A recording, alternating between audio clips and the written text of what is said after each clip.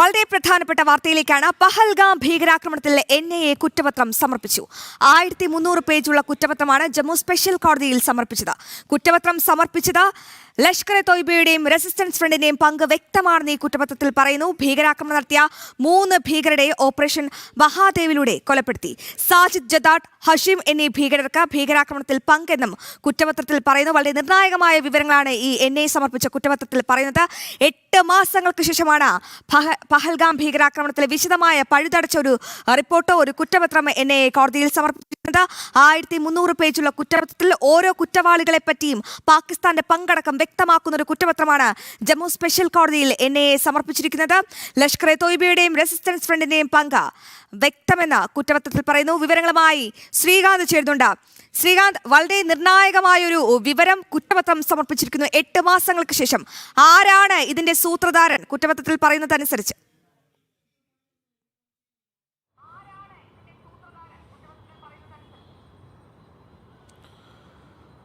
അശ്വതി, പാകിസ്ഥാന്റെ പങ്ക് അക്കമിട്ട് നിരത്തുന്നതാണ്. ഒപ്പം തന്നെ പാക് സ്പോൺസേഡ് ഭീകര സംഘടനകളുടെ പങ്കും കൃത്യമായി വരച്ചിടുന്നതാണ്. NIA ജമ്മു പ്രത്യേക കോടതിയിൽ കൊടുത്തിട്ടുള്ള ഈ കുറ്റപത്രം 1300-ലധികം പേജുകളുള്ള കുറ്റപത്രമാണ് ഇന്നിപ്പോൾ ജമ്മു പ്രത്യേക കോടതിയിൽ NIA സംഘം സമർപ്പിച്ചിട്ടുള്ളത്. അതിൽ ചൂണ്ടിക്കാണിക്കുന്നത് ലഷ്കർ തോയ്ബയ്ക്ക് ഈ കുറ്റകൃത്യത്തിൽ നേരിട്ട് പങ്കുണ്ട് എന്നുള്ളതാണ്. ഓപ്പറേഷൻ മഹാദേവയിലൂടെ സൈന്യം കൊലപ്പെടുത്തിയ 3 ഭീകരർക്ക് ഈ കേസുമായി ഉള്ള ബന്ധം കുറ്റപത്രത്തിൽ ചൂണ്ടിക്കാണിക്കുന്നു. മാത്രമല്ല സാജിദ് ജദാട്ട്, ഹഷീം എന്നീ ഭീകരർക്ക് ഈ ഭീകരാക്രമണവുമായി ബന്ധമുണ്ട് എന്നുള്ള കാര്യം കൂടി ഇതിനൊപ്പം ചേർത്ത് പറയുന്നുണ്ട്.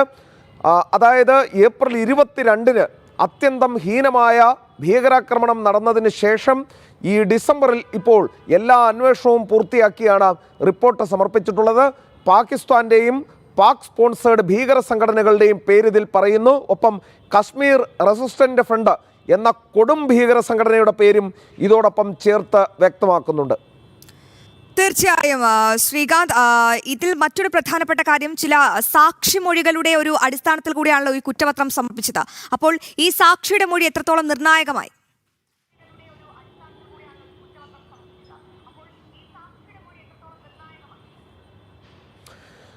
പഹൽഗാമിൽ തങ്ങളുടേതല്ലാത്ത കുറ്റത്താൽ ജീവൻ നഷ്ടപ്പെട്ട 26 പേരുണ്ട്. അവരുടെ ബന്ധുക്കൾ അടക്കമുള്ള ആളുകൾ ഈ കേസിൻ്റെ ഭാഗമായി മൊഴി നൽകിയിട്ടുണ്ട് എന്നുള്ളതാണ് ഈ കുറ്റപത്രം പരിശോധിക്കുമ്പോൾ നമുക്ക് മനസ്സിലാകുന്നത്. ഒപ്പം തന്നെ ഇൻ്റലിജൻസ് ഏജൻസികൾ ശേഖരിച്ച നിരവധിയായ സാഹചര്യ തെളിവുകൾ ഉണ്ട്.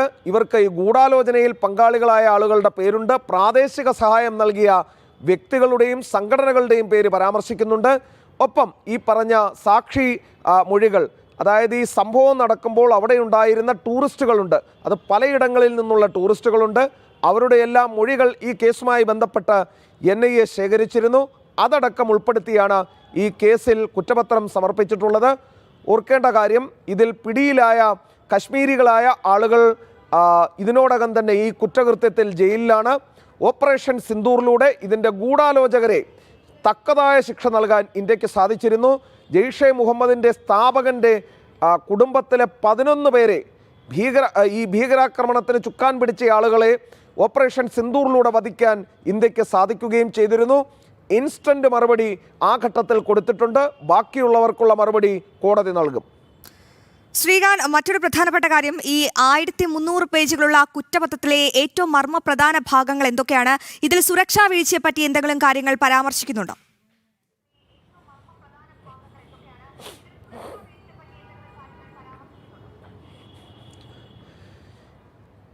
ഏറ്റവും പ്രധാനപ്പെട്ട കാര്യം ഇതിലെ പാകിസ്ഥാന്റെ ബന്ധം തുറന്നു കാട്ടുന്നു എന്നുള്ളതാണ്. ലഷ്കർ തോയ്ബയുടെ പേര് കൃത്യമായി പറയുന്നുണ്ട്. പാക് സ്പോൺസേഡ് ഭീകര സംഘടന എന്ന രീതിയിൽ ലേബൽ ചെയ്യപ്പെട്ടതാണ് ലഷ്കർ തോയ്ബ. പാകിസ്ഥാന്റെ ബന്ധം വരച്ചിടുന്ന ഈ ലോക രാജ്യങ്ങൾക്ക് മുന്നിൽ വെച്ച് നീട്ടുന്ന ഏറ്റവും പ്രധാനപ്പെട്ട കാര്യമാണ് ഈ കുറ്റപത്രത്തിൽ അവരുടെ പേരുൾപ്പെടുക എന്നുള്ളത്. അത് സാക്ഷിമൊഴികളും സാഹചര്യ തെളിവുകളും അന്വേഷണത്തിൽ കണ്ടെത്തിയ രേഖകളും എല്ലാം ചേർത്താണ് അത് പറയുന്നത്. 2 കശ്മീർ റെസിസ്റ്റന്റ് ഫ്രണ്ട് കൊടും ഭീകര സംഘടനയാണത്.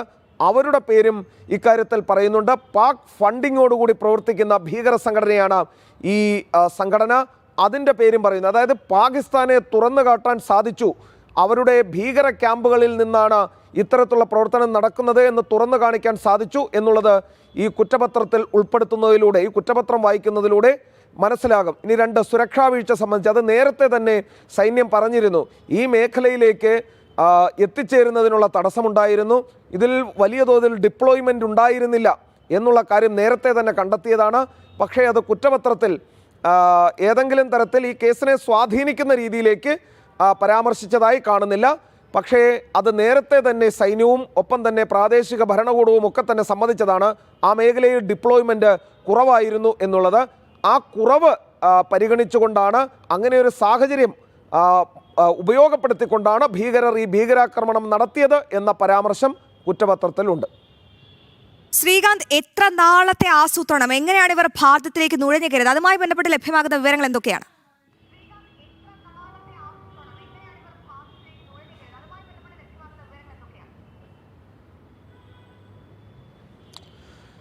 ഈ കൊല്ലപ്പെട്ട ഭീകരരെ സംബന്ധിച്ചുള്ള വിശദാംശങ്ങൾ അത് നേരത്തെ പുറത്തു വന്നതാണ്. ഈ ലഷ്കർ ഇ തൊയ്ബയുടെ പരിശീലനം കിട്ടിയ ഭീകരരെ ഇന്ത്യയിലേക്ക്, ഈ പഹൽഗാമിലേക്ക്, അത് ഏതെങ്കിലും പഹൽഗാം പോലെ ഒരു സ്ഥലത്തേക്ക് മാത്രം എന്ന രീതിയിലല്ല ഇവരെ അവിടുന്ന് കടത്തിവിടുന്നത്. ഇന്ത്യയിലേക്ക് ഭീകരാക്രമണം നടത്തുക എന്ന ലക്ഷ്യത്തോടു കൂടിയാണ് ഇവരെ വിടുന്നത്.